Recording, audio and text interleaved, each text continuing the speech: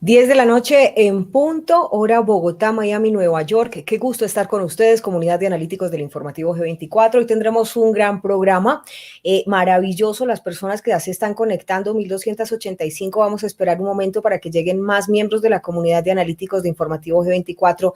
Hoy tendremos una invitada espectacular. Nos encanta hablar con ella, no solo porque es colega, amiga de Colombia, sino porque cuando compartimos un buen café como el que compartiremos esta noche, pues de repente empezamos a descubrir muchas cosas que a veces pasan desapercibidas y que ella con su olfato investigativo viene y nos comparte aquí en este espacio de análisis de la comunidad de analíticos de Informativo G24. Me estoy refiriendo a Isabel Cuervo, a quien quiero mucho, quien estará con nosotros en unos minutos. Antes, permítanme por favor agradecer a todo mi equipo de moderadores que a esta hora ya se encuentra conectado.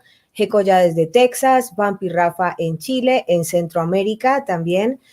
Se encuentran conectados y está por aquí Carla Oropesa desde Venezuela. Bien, ahí van llegando Natalia de Win también en Aruba, que hace parte del equipo de moderadores, y todos los demás. Abrazos a Sergio Salcedo, que está en Texas, a Ana Zuberek, que está en Israel, a Zaira Patricia en Rusia, a Gustavo Briceño, que está en la frontera con Venezuela, a Onda FM 107 en Uruguay, a Japón, Elsa Petrov, que está desde allí, en Noruega, Tomaiba da Silva, Diego Cadavid, que dice, Sandra, es mediodía de miércoles aquí en Sydney, Australia, aquí estoy conectado esperando informativo G24, qué rico, un abrazo para él. Brasil, allí está Ana Rojas, JL Radio en Miami, Radio Miami Internacional, que también, allí emitimos mucho tiempo informativo G24, JLT, Media Center, también en Miami, Marjorie Escalante, Ofelia Martínez en Envigado, Domingo Cidielo en Vancouver, Maritza Reyes, que está en Costa Rica, Oscar Tamayo en Florida, Araceli Cifuentes y su esposo, que ya se volvió también comunidad de analíticos, y Edwin Carela y León Ruiz, quienes están en Bélgica. Asimismo, un abrazo a Julio Muñoz. Me encantaría saludarlos a todos, pero tenía estos pendientes porque eran muy importantes. Vampi Rafa en Chile, abrazos, que ya lo veo conectado también por acá. Y yo creo que vamos entrando en materia. Ayer hicimos un experimento social. La ley de la decencia es el tema de esta noche, una ley que tiene un estrecho hilo, un hilo delgado, que tiene que ver mucho con todas esas censuras de las que ustedes también se han quejado en diferentes plataformas. Pero ayer hicimos un experimento social y luego de conocerse el Twitter de Donald Trump, donde daba luz verde para que se iniciara un proceso de trabajo de transición, que es un protocolo normal, que además fue autorizado a partir de unas denuncias que hace la exdirectora, la señora Murphy, de la Agencia de Servicios Administrativos, quien dijo que fue amenazada, acosada, presionada, su familia también, porque no había todavía reconocido ese presunto, digamos, triunfo de Joe Biden, que le ha dado la más media, nadie más, porque todavía no está certificado. Pero vamos entonces a hacer este contexto rapidito para entrar ya con nuestra invitada esta noche. Por supuesto, tal como se los dijimos ayer, en ese experimento social donde nosotros después de ese Twitter decidimos titular igualito que estaban titulando todos los medios que hoy están diciendo que el presidente Donald Trump cedió su poder, que se retiró, que mejor dicho ya los litigios no van. Nada de eso es cierto. Los que no hayan visto el programa de ayer, los invitamos a que lo vean, pero quedamos muy contentos con ese experimento social porque nos dimos cuenta que el 90% de la comunidad de analíticos están despiertos y no se dejan llevar solo por un título. Ellos buscan contexto y buscan a ver qué argumento me va a dar. Y ese fue el argumento que ayer le dimos a ustedes en este programa. Y solamente un 5% aproximadamente se asustaron con el título y dijeron, con ese título ni siquiera quiero ver el programa. Eso no lo hace un analítico. Y ahorita Isabel, que es una investigadora excelente, nos va a hablar también de qué hay que agudizar en este momento frente a titulares. Pero tal como se los dijimos anoche, hoy Donald Trump sale, ratifica que nunca va a ceder a votos falsos y a dominio. Acuérdese que todo está, el ojo está puesto en esa situación. Dice que tiene que ver la GSA para trabajar preliminarmente con los demócratas, con continuar con todos esos diversos casos o los litigios, con lo que él considera también la elección más corrupta en la historia política estadounidense. Y además dijo que Emily Murphy ha sido excelente, ya es la directora de la GSA, de la Agencia de Servicios Administrativos, pero que definitivamente no es esa agencia la que determina quién será el próximo presidente. Como lo hemos dicho desde este espacio, nuestra línea editorial, esperamos los resultados que se den luego de estos desafíos legales. Por su parte, se conocieron las declaraciones de Emily Murphy, directora de la GSA, quien confirma que recibió amenazas por no reconocer a Joe Biden como ganador. Atención, la directora de esta agencia gubernamental que ayuda a las transiciones presidenciales dijo que fue amenazada por la falta de verificación de que el candidato presidencial Joe Biden ganó las elecciones el 3 de noviembre. Dice, ganó las elecciones porque es lo que ha dicho la más media, pero entonces, insiste ella, la Administración de Servicios Generales, la GSA por sus siglas en inglés, ha retrasado esta verificación porque todavía no hay un ganador claro de la elección. Y esto a partir de lo que se está esperando en tribunales, máximo cuando hoy se conocen también que miles de personas en Georgia registrados para votar utilizaron direcciones postales, comerciales y las hicieron pasar como si fueran direcciones residenciales, un asunto que se sigue investigando. Mientras tanto, en Wisconsin encontraron boletas sin contar durante el recuento, otra anormalidad. Y el recuento de Georgia, que fue solicitado por la campaña de Donald Trump para comenzar este martes, efectivamente va a iniciar desde las 9 de la mañana. Nuestro tema de hoy, básicamente importantísimo, esa línea delgada que existe entre la ley de la decencia y la censura. Isabel Cuervo, desde los Estados Unidos, quien además va a revisar con nosotros todo esto que ha pasado con estas redes sociales. Y sin más preámbulos, con todo el cariño, es un gusto saludarla. Me voy a ir por aquí y aquí estamos con Isabel Cuervo. Isabel, bienvenida a Informativo G24. Qué rico que estás con nosotros. Sandra, muy buenas noches para ti, para toda tu audiencia. Muchísimas gracias por esta nueva invitación. Estoy feliz de estar aquí contigo, como siempre. Yo siempre te he dicho que esta es tu casa. De hecho, esta noche Isabel y yo hemos preparado un delicioso café colombiano a la distancia que vamos a compartir con todos ustedes. Los invito para que vayan, se preparen un café, porque esta tertulia de medianoche va a estar buenísima. Salud y por Colombia, como dicen por ahí, de Colombia para el mundo.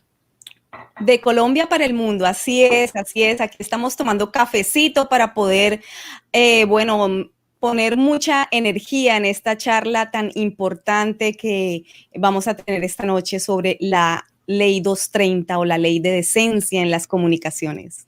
Que básicamente lo que tiene es un hilo muy delgado con toda esta censura que incluso los analíticos, los usuarios de las redes han estado denunciando. Esta ley de la decencia en las comunicaciones, Isabel, para ir entrando por aquí un poco en materia, se la han aplicado directamente incluso al propio presidente. Vamos a hacer aquí un contexto pequeñito de esta situación para que nos vamos ubicando en la conversación. Básicamente, todo empezó a partir de esas audiencias que han tenido que, asistir, presenciar, enfrentar tanto el CEO de Twitter como el CEO de Facebook a partir de una serie de mensajes que han sido censurados. Recordemos el New York Post, que también lo censuraron luego de publicar toda esa investigación del computador que está asociado a Hunter Biden y demás, pero asimismo se han notado unas censuras puntuales que ahorita más adelante las vamos a ver frente al mismo presidente Donald Trump. ¿Cuál es tu punto de vista frente a todo esto que ha pasado? Bueno, no, es que definitivamente aquí lo que hay es una rampante censura brutal, digna de solamente de países totalitarios. Yo lo he dicho, lo he manifestado y lo continuaré diciendo y lo continuaré pues no solamente informando, sino denunciando, porque esto no puede ocurrir en países libres y en países en donde se supone que gozamos de libertad de prensa y de expresión. Esto es una censura mordaz por parte de las redes sociales y de algunas otras plataformas en donde sencillamente están ejecutando una censura quirúrgica ideológica. Están en una persecución absoluta de una línea ideológica conservadora. Hay que decirlo y hay que decirlo con todas las letras y con todas las palabras. ¿Por qué? Bueno, pues porque tenemos más que evidencia de que esto es lo que está ocurriendo. Tengo no decenas, centenas de denuncias acumuladas de usuarios que, qué casualidad, todos han sido censurados por manifestar pensamiento conservador.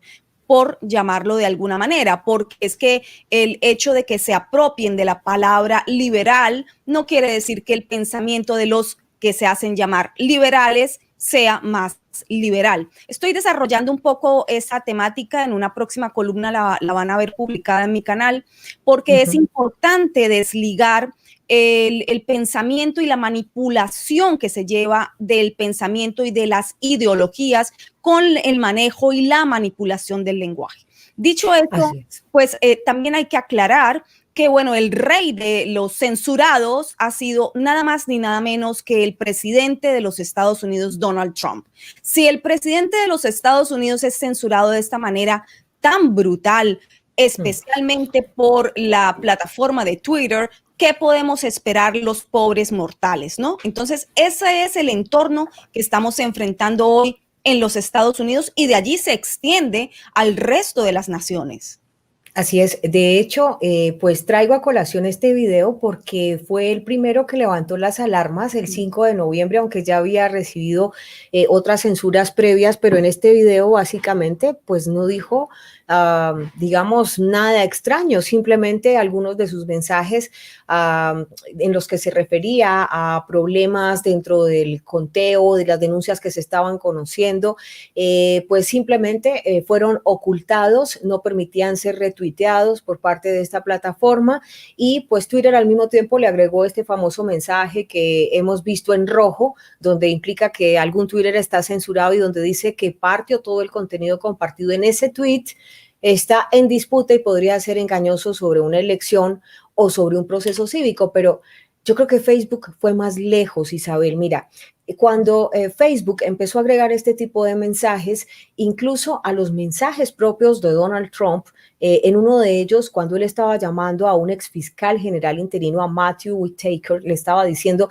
necesitamos una explicación de cómo se han incrementado estas cifras durante los últimos 2 o 3 días, y estamos hablando de las fechas entre 4, 5, 6 de noviembre, Facebook inmediatamente le agregó al mismo mensaje del presidente otro mensaje de la plataforma que decía Joe Biden es el ganador proyectado de las elecciones presidenciales estadounidenses de 2020 y citaba la fuente de Reuters, de NEP, de Edison y otros. Y además los llevaba un link donde consultaba los resultados de esas elecciones, que acuérdate que el mapa que está en este momento en disputa en los tribunales es muy diferente de estos mapas o recuentos que nos están presentando en la más media o en los medios hegemónicos. Sí, claro, yo lo explicaba en alguna de las cápsulas informativas que subí a mi canal de YouTube, claramente, en donde me pareció muy importante poder explicarle al público exactamente cómo funciona el proceso electoral estadounidense, porque es muy particular y bastante enredado y confuso de entender.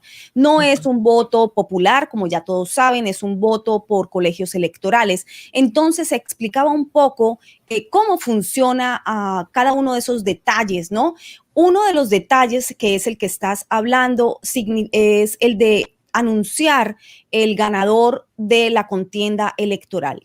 ¿Quién ha anunciado el ganador de la contienda electoral durante no años, no décadas, siglos? Ha sido la AP, la Agencia de Prensa Associated Press.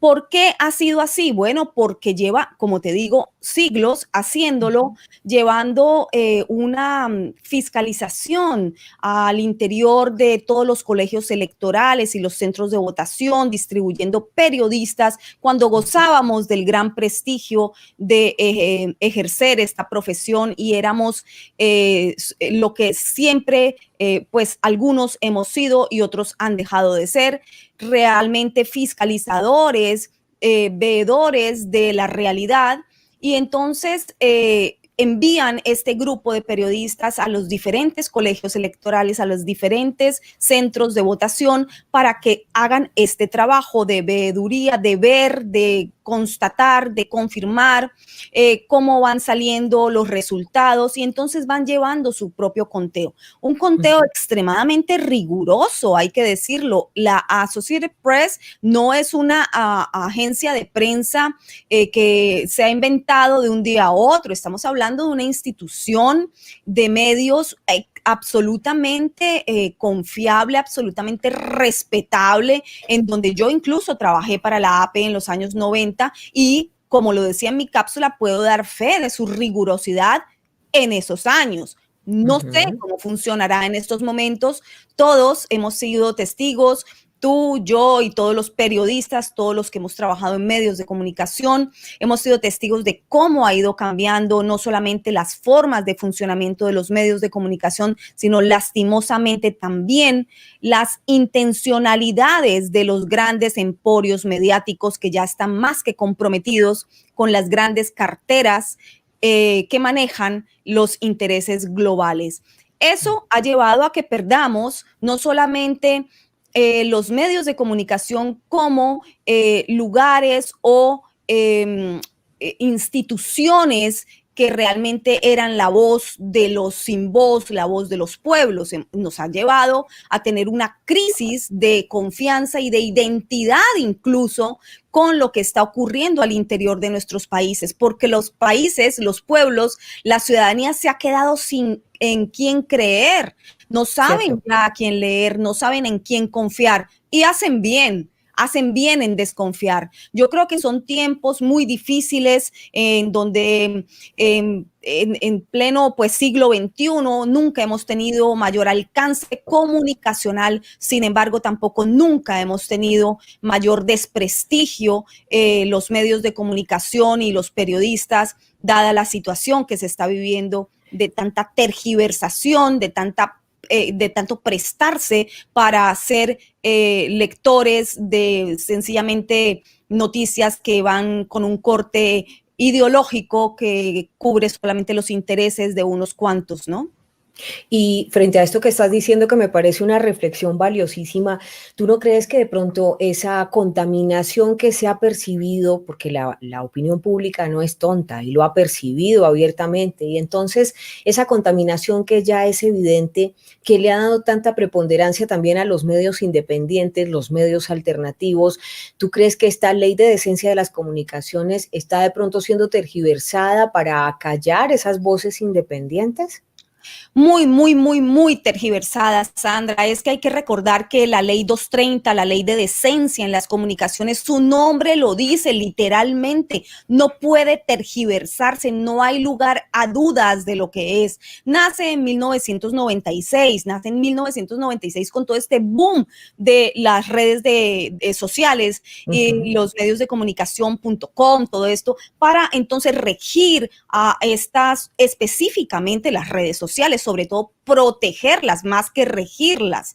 Protegerlas. ¿Protegerlas de qué? Es que la ley 230 es un escudo protector para estas redes sociales, para que los usuarios, los dueños de las redes sociales y los usuarios de las redes sociales no sean producto de demandas, no caigan en demandas o en acusaciones de terceros y justamente puedan ejercer libremente valga la redundancia, la libertad de expresión. Entonces, no hay lugar a dudas. Es decir, que garanticen que los, digamos, creadores de contenido puedan tener la libertad de expresión y esto los exime a ellos como propietarios de la plataforma de los contenidos, que a su vez pues es responsabilidad del creador de sus contenidos, pero parece que esto lo están confundiendo con convertirse en editores censor de los contenidos y entonces dicen mi plataforma es mía y yo decido qué se dice y qué no se dice en esta plataforma. Claro, pero aquí hay una gran diferencia que hay que anotar y es clave y crucial para entender esto. Los medios de comunicación no son una empresa cualquiera, son empresas destinadas al servicio público y lo insisto y lo recalco porque es supremamente importante. Los medios de comunicación no solamente su fin es el servicio público de informar, sino que también tienen una línea editorial. Ahora, las redes sociales también nacen protegidas bajo esta ley de decencia en las comunicaciones, ley 230, para prestar un servicio de difusión de información, un servicio público en defensa de para que pulule la información plural de cualquier usuario. No somos clientes, somos usuarios. Eso es clave entenderlo. Así que no puede haber margen de tergiversación. ¿Por qué somos usuarios? Porque estamos usando un medio de comunicación que no es per se un medio de comunicación, sino una red social. ¿Y qué es una red social? Simplemente una plataforma de difusión de información. Se presta el servicio a la sociedad para que exprese sus ideas, sus pensamientos, sus conceptos y haya entonces un tejido social que discuta sobre temas variopintos. Ahora, esto no quiere decir que los usuarios o los dueños de las redes sociales entonces puedan manejar una línea editorial. Los dueños de las redes sociales no están supuestos a tener línea editorial porque no son medio de comunicación. Los usuarios deciden qué publicar. ¿Hasta dónde llega el derecho del usuario a publicar? Hasta donde infrinjas la decencia en las comunicaciones. Entonces tendrás pues algún strike, ¿no? Algún llamado de atención a los dueños de las redes, los que organizan las redes, los que manejan las redes, podrán decirle al usuario, bajo la herramienta que ellos como empresa decidan, decirle al usuario, usted está violando la decencia en las comunicaciones. Y cada plataforma, de hecho, tiene sus políticas. Uno firma siempre un contrato con la plataforma donde uno se compromete, no voy a pasar pornografía, o sea que vaya, no se puede uno aquí quitar la ropa ni nada. No, la ley de las comunicaciones básicamente lo hacía como, hombre, vamos a proteger del acoso, vamos a proteger del tema de pornografía, esto es lo que consiste básicamente como la ley de comunicaciones, pero parece que está siendo tergiversada a tal punto que se le censuran los twitters a un presidente, a muchos usuarios se les quitan las cuentas, a un medio de comunicación como el New York Post se le cancela también la cuenta, se le congela por unos días y tiene que haber audiencia en el Congreso para que se la reactiven. Y fíjate, ¿sabes qué decía Donald Trump en este video? Ya para darte la palabra nuevamente, estaba simplemente denunciando que cuando los observadores intentaron desafiar esa actividad de que se les iban encima y no los dejaban ver, los trabajadores electorales saltaron frente a los voluntarios para bloquearles la vista hasta que no pudieran ver lo que estaban haciendo. Simplemente estaba haciendo una referencia a las denuncias que se habían recibido por esas irregularidades durante los conteos en algunas zonas, que vimos los videos claramente en Twitter, pero en el momento en que él lo reseñó en su cuenta, pues fue bloqueado, fue censurado. Es que ni siquiera estaba emitiendo un comentario, estaba describiendo un hecho factual, un hecho. Y además lo vimos en los videos. Corroborado en videos de distribución masiva.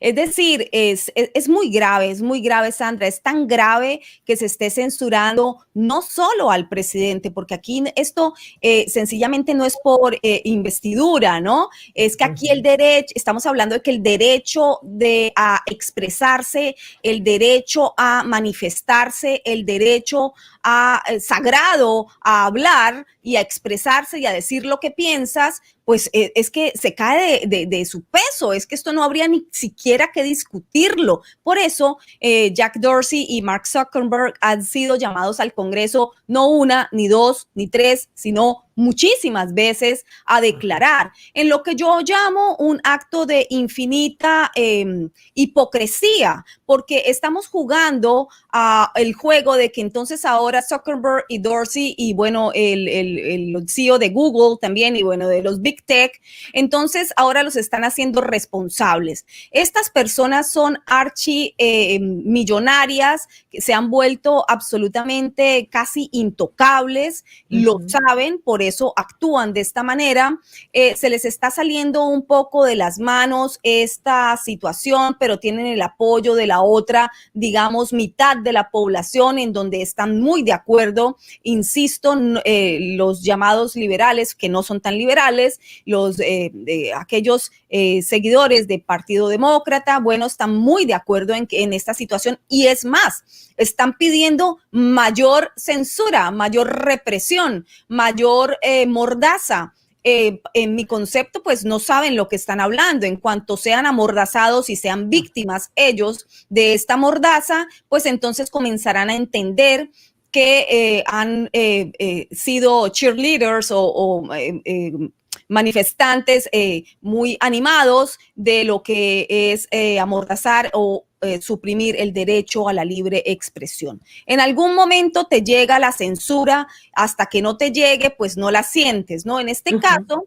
están sintiéndola en muchísima mayor medida o en total medida las personas que se manifiestan a favor de pensamiento conservador, que insisto, no es tan conservador, es bastante también de avanzada, liberal, es decir, es otro tipo de pensamiento, pero los de personas, por ejemplo, seguidores del presidente Donald Trump y el mismo Donald Trump, el presidente de los Estados Unidos, de la nación más poderosa del mundo, está siendo censurado en su propio país por las redes sociales que están protegidas bajo la Ley 230 de la Constitución de los Estados Unidos. Pero es aún muchísimo más grave lo que tú me dices y lo que recuerdas con respecto al caso de Hunter Biden, en donde un medio de comunicación de primera línea, obvio, tiene su línea editorial, es específica, así como la tienen también el New York Times, el Washington Post y de ahí pues para abajo todos los demás. El New York Post tiene su línea editorial, es un diario de vieja data, está listado entre los principales de este país y no tuvieron de mayor circulación. Estamos hablando el quinto de mayor circulación en los Estados Unidos. Y no tuvieron ningún reparo en Twitter en de un plumazo tumbarle la publicación que además primero lo hacen en contra de la ley, en contra de cualquier legislación, en contra de todo derecho de libre prensa y expresión, y no contentos con eso en Twitter, le tumban al periódico la noticia y se la tumban a todos los usuarios. Esto es extremadamente grave. Eso fue muy grave. Yo creo que marcó un precedente muy importante porque de hecho, pues estamos viendo aquí en pantalla la foto de Jack Dorsey, quien es el CEO de Twitter, y estamos también viendo al senador Ted Cruz, republicano por Texas, que además hace parte del Comité Judicial del Senado y planteaba unas referencias muy importantes. Por ejemplo, planteaba preocupaciones serias sobre la influencia del Silicon Valley en esta política, en la política y en las elecciones. Y pues a partir de todas estas audiencias que les han, o a los que han sido llamados tanto Facebook como Twitter, decía que definitivamente había que revisar urgente esa sección 230 de la Ley de Decencia de las Comunicaciones, porque sentía que estaban restringiendo la expresión, censurando selectivamente el contenido en las redes sociales. Cuando hablamos de selectivamente, tú ya lo pudiste verificar, porque de hecho vimos una entrevista muy buena que le hiciste a uno de los ex censor de Facebook, si no estoy mal. Sí, así es, porque bueno, me di a la tarea de localizar un censor, porque si es que hay tantas denuncias y las recibo de todas partes, te digo, son centenas ya las que tengo acumuladas como evidencia de público, de gente común, de todas partes, ¿no? No solamente dentro de Estados Unidos.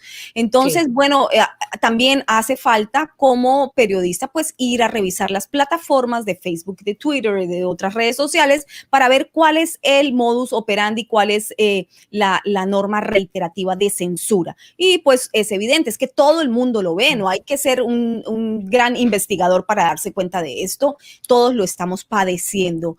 ¿Y tú crees? Sí. Y perdóname, Isabel, y según lo que te decía el censor, ¿tú crees que ellos se fijan, por ejemplo, en determinados perfiles? Entonces, él te dejó claro durante la entrevista que puntualmente los que más se censuraban eran usuarios de línea conservadora.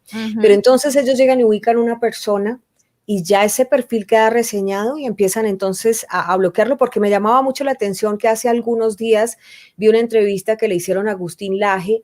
No sé si era en Argentina o en Chile, no recuerdo bien dónde estaba, y él hizo la prueba en vivo y se tomaba la foto y decía, mire cómo Twitter va a censurar mi foto solo porque soy Agustín Laje. Se la tomaba y Es efectivamente horrible. mostró que estaba censurado. ¿Cómo te dijo el censor que funciona eso? Reseña Isabel Cuervo, Sandra Valencia, entonces le vamos a censurar todo. ¿Así funciona?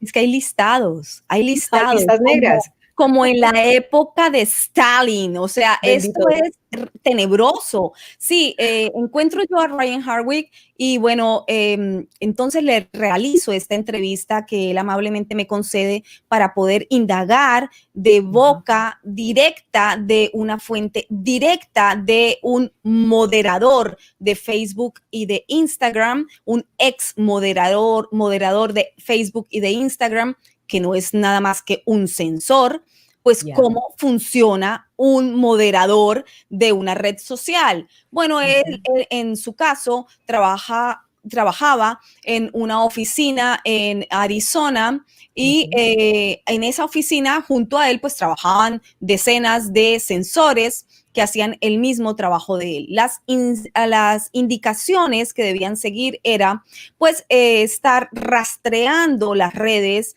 con palabras absolutamente de pensamiento conservador. Por eso te digo que la censura es quirúrgica, la censura es ideológica. Estamos hablando de Selectiva. selectiva, pero ideológica. Al decir ideológica, y nótese que esta palabra es clave para entender que aquí estamos bajo a un régimen de pánico, terror, que tenemos que levantarnos en voz y decir, cuidado, esto no puede ocurrir. Se supone que estamos viviendo en un país libre, en un estado de derecho, con una democracia establecida, en el país de las libertades civiles. Y esto está ocurriendo aquí. Como esa oficina, hay decenas de oficinas a lo largo y ancho de Estados Unidos llenas de este tipo de sensores buscando palabras claves, memes, fotos, y hay listas, incluso yo mostré los documentos en esa cápsula informativa que realicé con entrevista con Ryan Hardwick, la pueden encontrar ahí en mi canal de YouTube, y me mostraba documentos con foto, identificación, nombre completo, país donde residía la persona. Es decir, hay listas negras. Es que, Sandra, esto es como hablar de verdad de estalinismo puro. ¿Y qué tienen en cuenta para, o sea, ¿te viste o me viste en alguna de esas listas? No, todavía no. No te Pero encontré. digamos que cuáles son los perfiles o digamos cuáles son los puntos que tienen en cuenta para decir, hombre, esta persona se va a la lista negra porque diga, hay que defender la familia y eso no les gusta y entonces la meten en esa lista negra o cómo funciona eso. Sí, sí, literalmente, claro, porque eso, por ejemplo, es un pensamiento conservador. Claro. Ahora, bueno, no te vi en la lista porque efectivamente no vi sino la lista que tenía Ryan Hardwick, pero te imaginas cuántos sensores como él hay regados por el mundo, porque esto no es solamente en Estados Unidos. Además, en el listado que él tenía, el que él manejaba, con el que él trabajaba, habían personalidades de otras partes del mundo, personalidades súper conocidas en donde de facto no podían ni siquiera publicar, inmediatamente publicaban cualquier cosa, plum, les tumbaban su publicación. Pero no es difícil saber si uno está en el ojo del censor de una red social. Yo creo que Claro. todos lo hemos vivido, no es sino publicar Todos. algo e inmediatamente te sale una bandera o te ralentizan, por ejemplo, el mostrar un video o no mostrarlo. O no activan tus notificaciones. O no activan tus notificaciones, o es dificilísimo si no lo buscas exactamente por el nombre preciso, o te sale entonces una bandera abajo alertando a la gente que la información que tú publicaste probablemente es falsa, porque ahora también tenemos, aparte de sensores profesionales activados a lo largo y ancho del mundo, pues también tenemos entonces la nueva modalidad de los fact-checkers. Los fact-checkers son estas organizaciones que ahora han decidido autonombrarse la palabra absoluta sobre qué es verdad y qué es mentira. Y bueno. No me digas quién los financia, yo ya lo sé. Con solo verte ahí sentada, yo ya sé. Te voy a preguntar algo más. además de esos frentes, de los fact-checking, pues de los que dicen esto es verdad, esto es mentira, que no sé quién les dio esa autoridad, pero seguramente sí sabemos quién los financia. Y además de esas grandes extensiones de sensores que ya me dices no están concentrados solo en Silicon Valley y están a lo largo y ancho de todo el mundo, viene y se suma a todo esto la inteligencia artificial. También hay una lucha con algoritmos. Claro. Claro, es que la inteligencia artificial trabaja a favor de estos grupos de sensores, pues porque trabajan para ellos, está programada para eso. Obviamente no son personas revisando letra por letra lo que millones de usuarios escribimos o publicamos o posteamos, pues obviamente la utilización de la inteligencia artificial en contra de la inteligencia humana, pues está siendo utilizada. Mira, aquí hay tres claves que yo quisiera que las discutiéramos porque me parecieron muy sensatas, hacen parte también de esta posición que tomaba Ted Cruz en el Congreso de los Estados Unidos luego de esas audiencias recientes que han tenido que advertir tanto el CEO de Twitter como de Facebook. Él decía, primero, se requiere que las grandes empresas tecnológicas se adhieran al estándar de la primera enmienda, o sea, de la libertad de expresión, para sus prácticas de moderación de contenido. Segundo, cuando las plataformas de discursos, esta me encantó, cuando las plataformas de discursos más grandes del mundo ya no permiten que las personas hablen libremente, están participando en una censura flagrante desde muchos puntos de vista. Entonces le corresponde al Congreso decir, ¿nos estamos beneficiando de esto? ¿Nuestras políticas realmente fomentan esto? Y esa reflexión me parece muy, muy interesante porque además dice, y esta es la tercera, donde me parece que hay jaque mate, dice, cabe una supervisión de los subsidios que se dan a estas industrias y el papel totalmente apropiado del Congreso. Los subsidios salen de los contribuyentes y si quien te paga los impuestos no puede hablar, hay que revisarlo. ¿Qué opinas tú de esa posición de Ted Cruz? Sí, claro, porque es que además de todo son beneficiarios de incentivos, dineros o ayudas que van de dineros de los contribuyentes. Yo no he revisado esos números, no he revisado esa data, pero esa es la información que tengo hasta allí.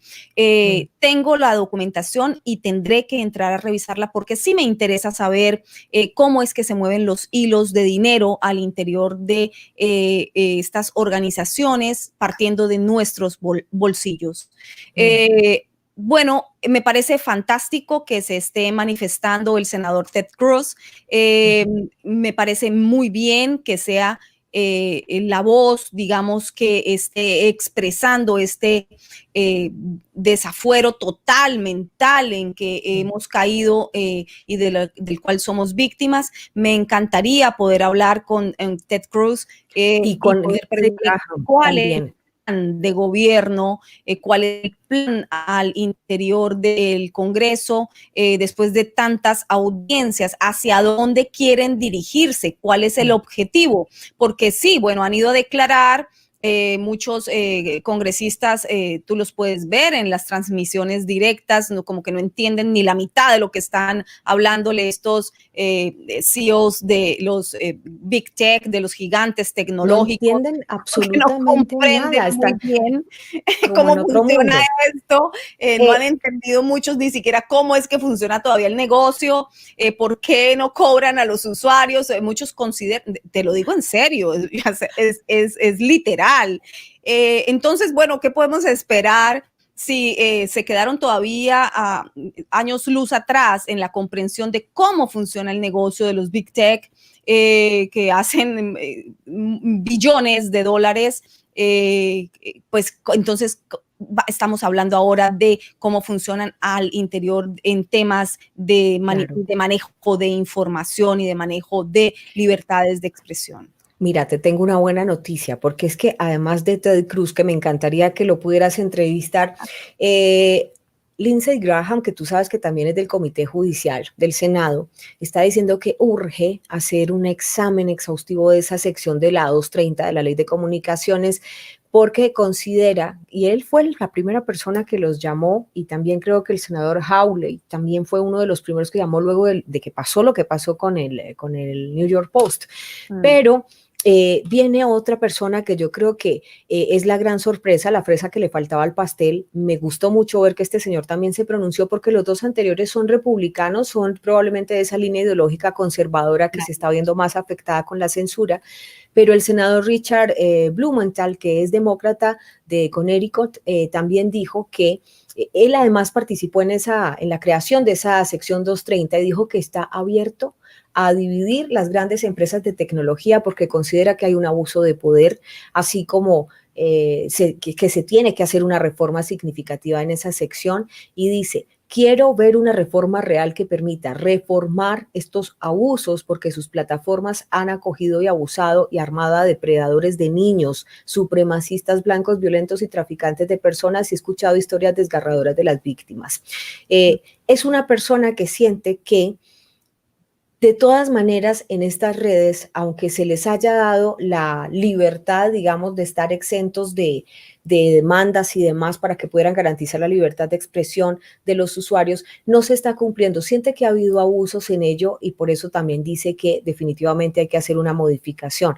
Ahora, aquí hay algo importante, ya para devolverte la palabra, y es que yo siempre he dicho que hay algunas plataformas que tienen presiones de anunciantes, ¿sí? Y que entonces por eso también se da cierta restricción en nuestro caso a contenidos, pero la verdad es que me encontré esto, dicen que frente a los anunciantes la verdad no es única, que tiene muchos matices, que los republicanos también consideran engañosa esa declaratoria de Joe Biden como presidente electo sin que hayan aún resultados del colegio electoral con los desafíos de los tribunales. Lo que quieren decir, palabras más, palabras menos, es que muchas veces la historia dice: no podemos anunciar en tu contenido porque la información no es avalada por los anunciantes porque la consideran engañosa.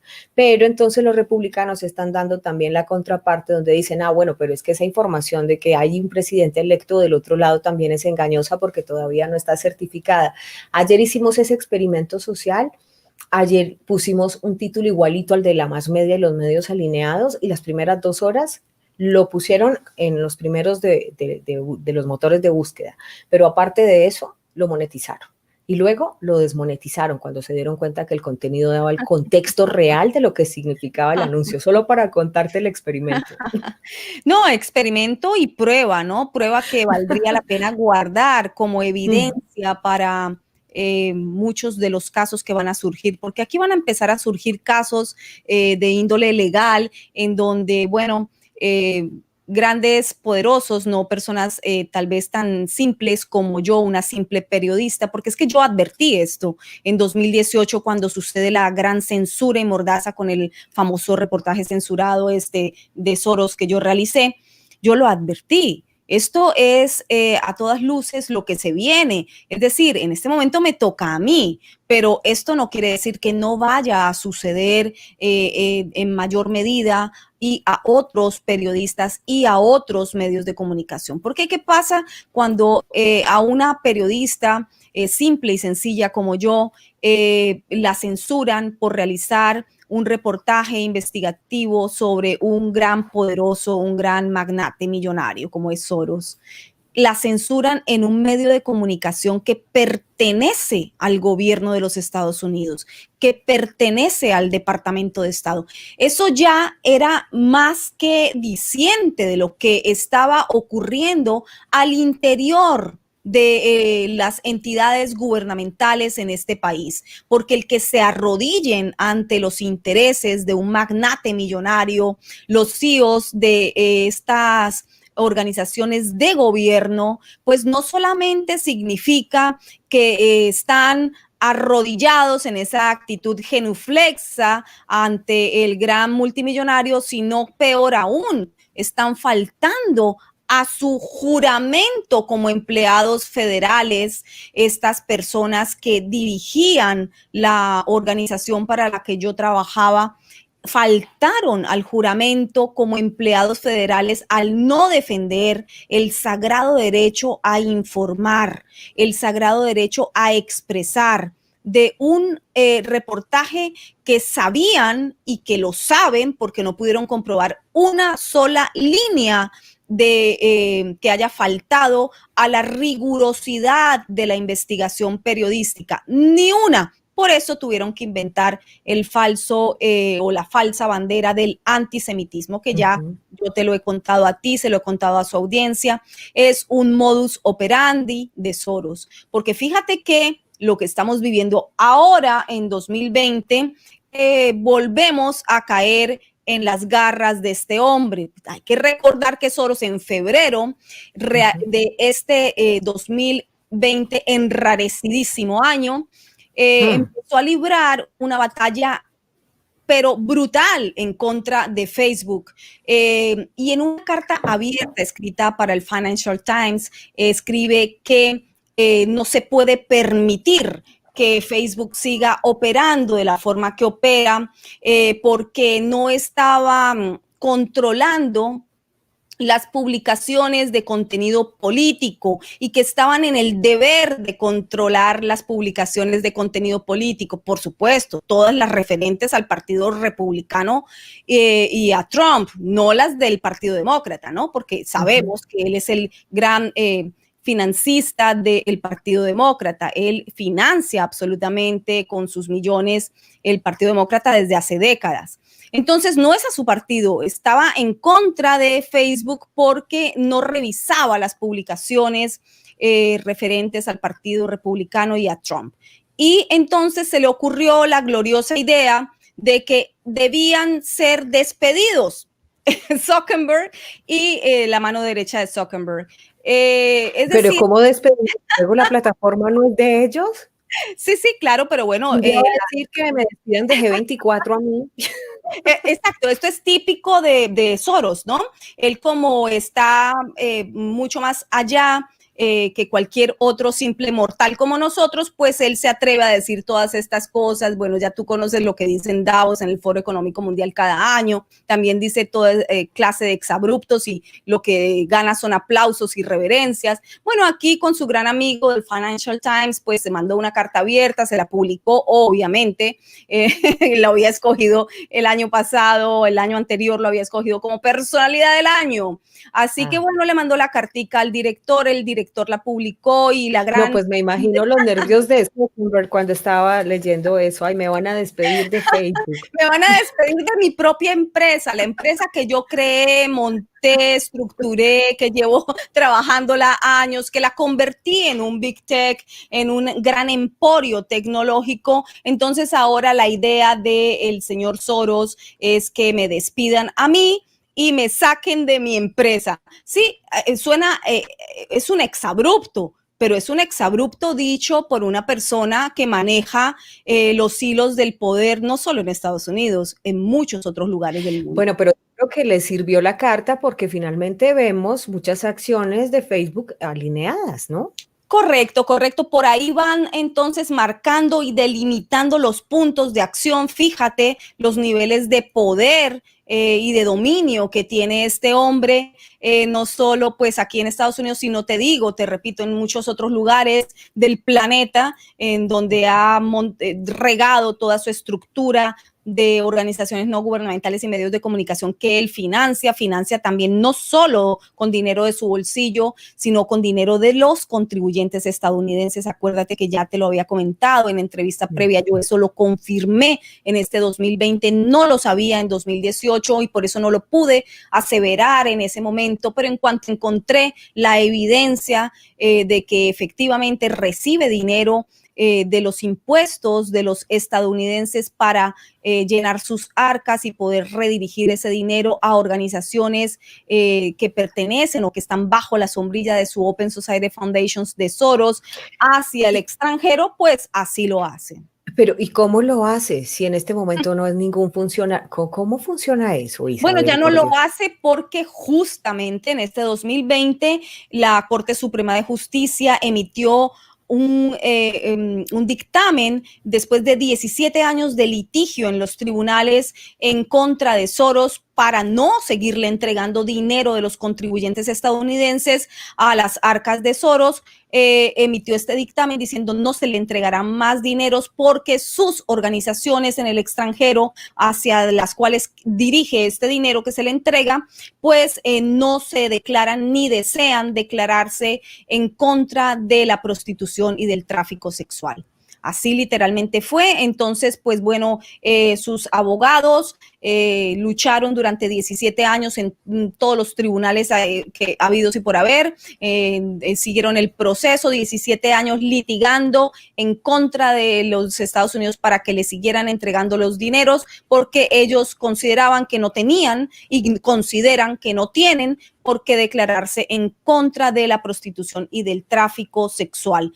Entonces, hasta que llegó a la Suprema Corte de Justicia, la Suprema Corte de Justicia dictaminó este año pues que no se le entregaban más dineros, pero durante todo el proceso él siguió recibiendo dineros de los contribuyentes estadounidenses y siguió dirigiendo esos dineros a esas organizaciones en el extranjero. Lo peor de todo, Sandra, permíteme puntualizar esto para terminártelo porque es asombroso y es sobre lo que estamos hablando. Ningún medio de comunicación en los Estados Unidos publicó esta noticia. Yo veo el fallo de la corte, claro, porque le tengo el ojo encima a Soros y no se lo voy a quitar de encima. ¿Y en qué mes? El dictamen y lo publico por eso. ¿Y en qué mes fue ese fallo de la corte?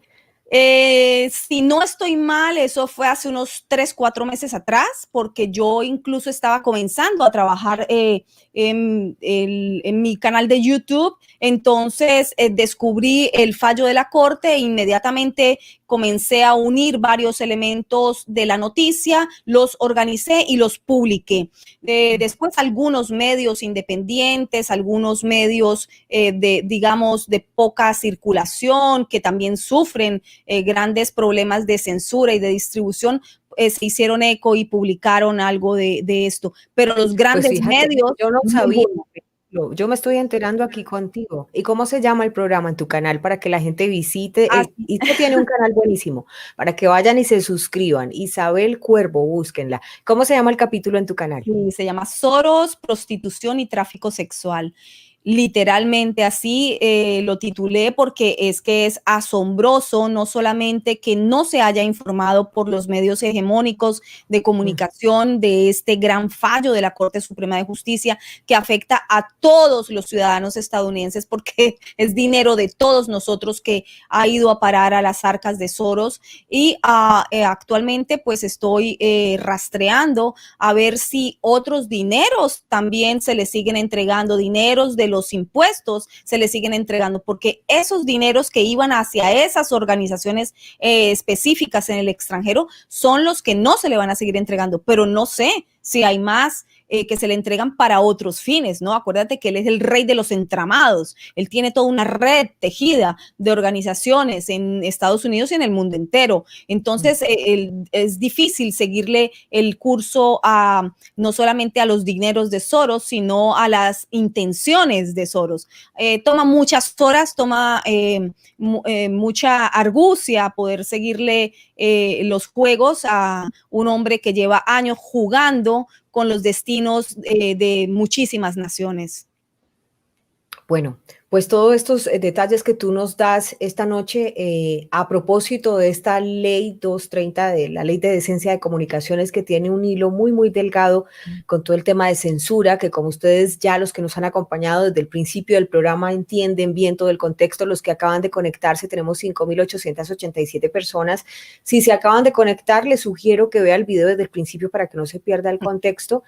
Y me gustaría que entráramos aquí en este instante si tienen alguna pregunta, porque me parece que yo creo que tenemos que aprovechar esta mujer, que además es muy buena. Fíjate que a propósito de esas censuras que se dieron, que ocasionaron esas audiencias a las que fueron llamados los CEOs de estas plataformas de Twitter y de Facebook, se conoce, por ejemplo, una información importante, y es que, no sé si ahí lo estás viendo bien, ¿lo estás viendo bien? ¿Sí lo ves bien? Ahora que salió acá en la otra pantallita, me pongo mis gafas, casi una décima parte de los votantes. Voy a ver si sí lo hice bien. Habrían votado por él si hubiera sabido sobre el escándalo. No, yo creo que ahí sí lo estás viendo bien. Sí, Bueno. sí, sí. Resulta que, recuerden ustedes que todo este tema de las audiencias en el Congreso, donde fueron citados Facebook y Twitter, fue a partir, pues, cuando eliminaron estas publicaciones de la investigación que expuso el New York Post, que definitivamente, pues, salpicaba al hijo de Joe Biden, estamos hablando de Hunter Biden, y se ha conocido en las últimas horas, por ejemplo, según la fuente de Epoch Times, una encuesta realizada por Polling Company, que tiene un margen de error del 2.6%, que un gran número de votantes estatales de 7 campos de batalla que respaldaron al ex vicepresidente Joe Biden no habrían votado por él si hubieran sabido de las principales historias que los medios de comunicación nacionales ignoraron, según una encuesta que se hizo pública este martes.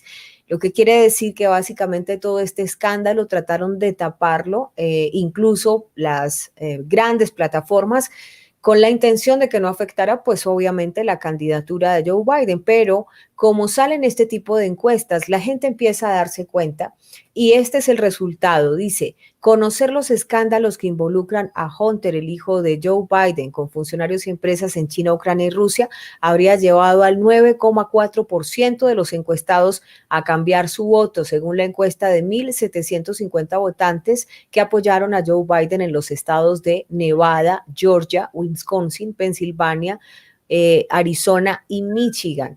Y entonces ahí es donde uno se pregunta, ¿será que esto lo hacen simplemente de verdad por autorregularse o será que están con una línea? Lo hacen por censura, lo hacen por ideología y lo advirtió también nada más ni nada menos que el presidente de los Estados Unidos, Donald Trump, porque te digo y repito, ha sido el gran censurado, sobre todo en Twitter. Lo advirtió y dijo que como primer mandatario iba a hacer lo que debía hacer para que los estadounidenses no fuesen censurados más por estos gigantes tecnológicos, como la ley lo indicaba, que debíamos estar protegidos. Hombre, es que es la primera enmienda. No hay, yo no sé por qué esto presenta alguna duda, es que esto no debería ni discutirse.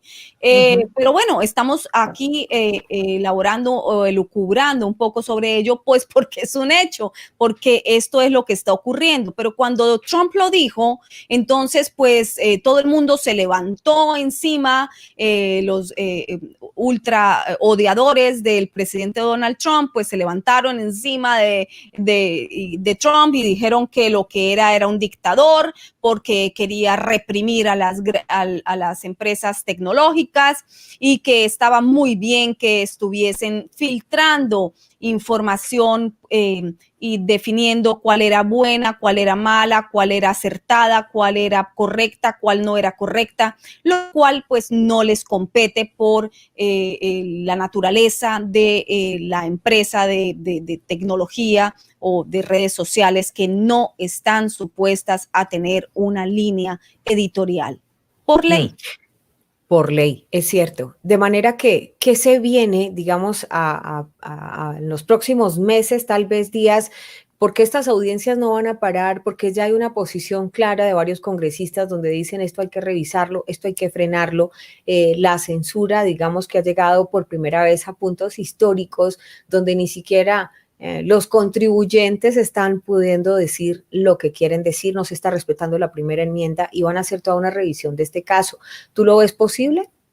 Bueno, hay que entrar a ver los documentos de esas audiencias. Yo los voy a leer todos, no los he leído todos. He visto algunos apartes de las audiencias, pero quiero leer la documentación completa porque quiero saber quiénes cuestionaron, qué cuestionaron, cómo lo cuestionaron y qué respondieron a estas directivas de los gigantes tecnológicos.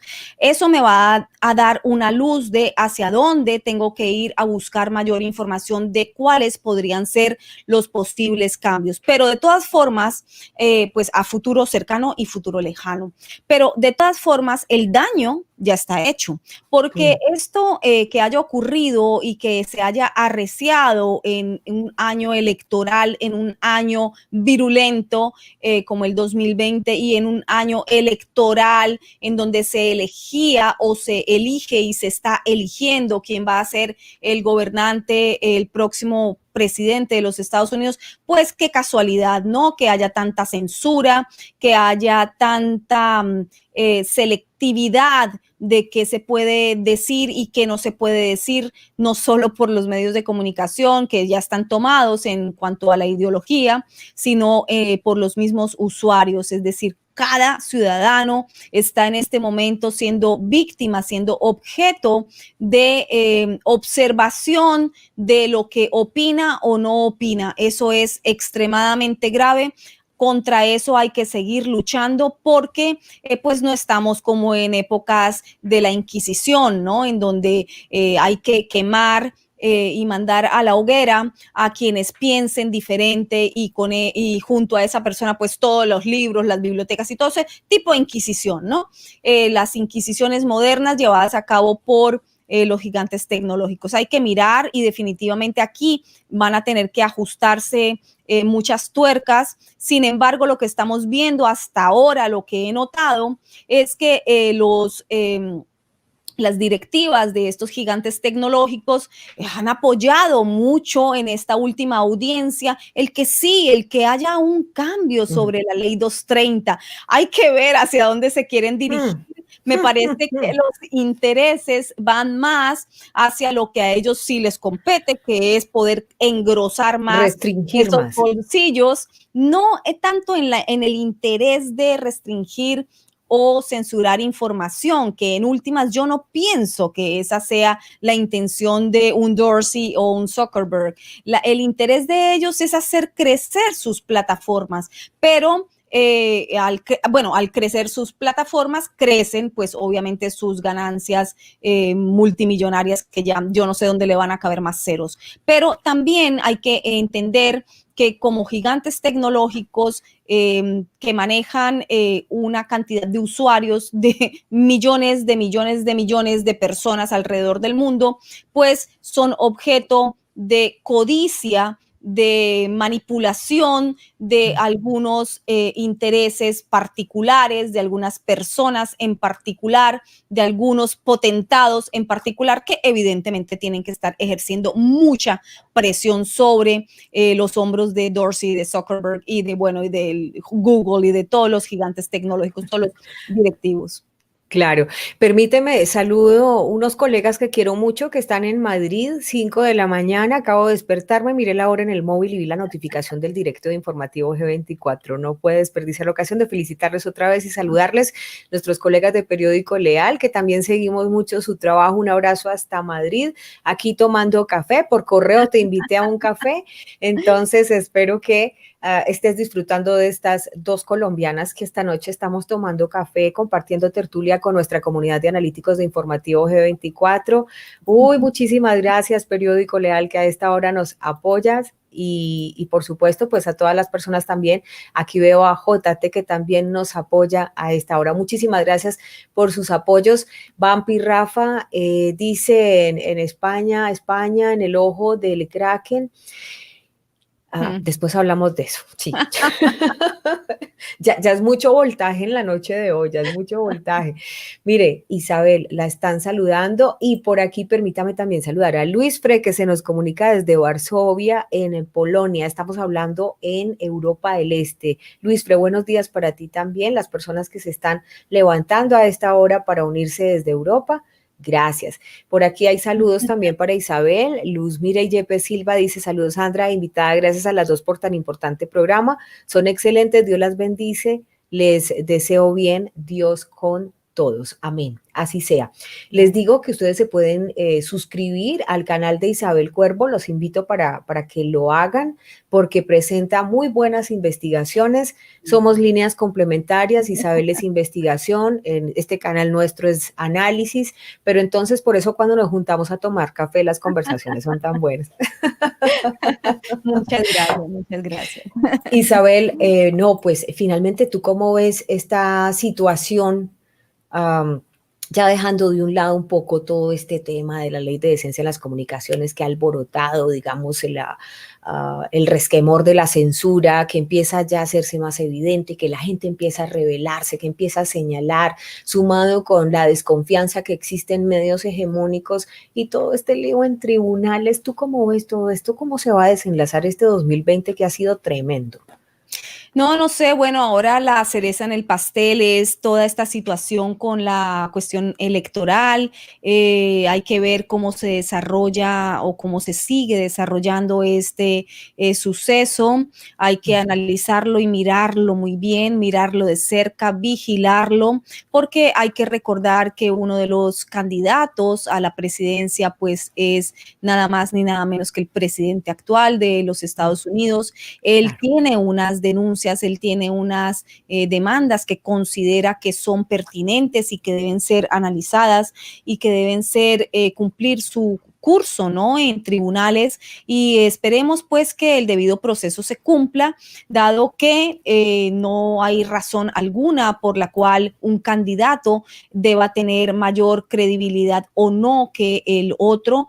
Si hay denuncias explícitas sobre algunas irregularidades, pues con mayor razón hay que observarlas, hay que mirar qué es lo que ocurrió ahí. Estamos hablando no de la defensa de un hombre ni de la defensa de un partido, estamos hablando de la defensa de las instituciones de este inmenso y poderosísimo país, en donde todo lo que ocurra aquí va a repercutir notoriamente en cualquier otro país del mundo. Estamos hablando en que se ha manchado el nombre de las principales instituciones electorales en los Estados Unidos, dado que hay denuncias importantes que hay que mirar. No se pueden pasar por alto, no se puede hacer como si no ha ocurrido nada. Aquí ha habido denuncias no solamente del presidente, sino de ciudadanos, denuncias también de personas muy prestantes como Susan Powell,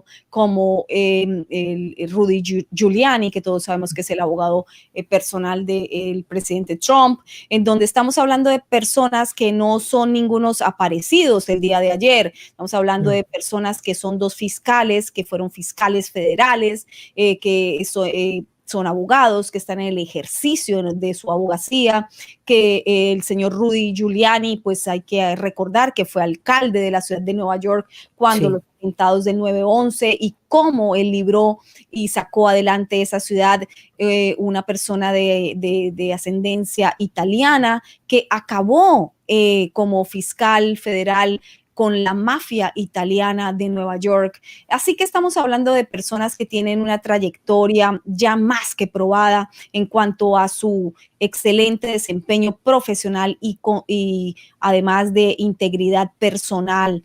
Entonces, no sé por qué habría que no escuchar estas denuncias o que no darles la debida atención y el debido respeto para que se defienda, insisto, no un partido, no un hombre, sino definitivamente se defienda la estructura democrática de este gigante, gigante, gigante del norte que es Estados Unidos. Completamente de acuerdo, Isabel. Mira, te saluda por aquí Memo JS. Dice Sandra Isabel, buenas noches. Patriota presente, Dios las bendice. Un abrazo muy, muy fuerte. Y sí, se ve que hace parte de las fuerzas militares colombianas, me parece, o es como que le veo un escudito aquí en la camisa. Un abrazo muy, muy fuerte. Bueno, por aquí también dice Olinda HD, excelente programa, Dios los bendiga. A ustedes muchísimas gracias. Isabel, ¿qué les quieres decir a las personas que a esta hora están con nosotros conectados? Ya llevamos una hora, prometí que te iba a dejar descansar pronto. Entonces, estoy madrugando a escribir, espero pronto, siquiera a mediados del próximo año, ya estar publicando el libro que estoy escribiendo, así que estoy juiciosísima, tengo que madrugar.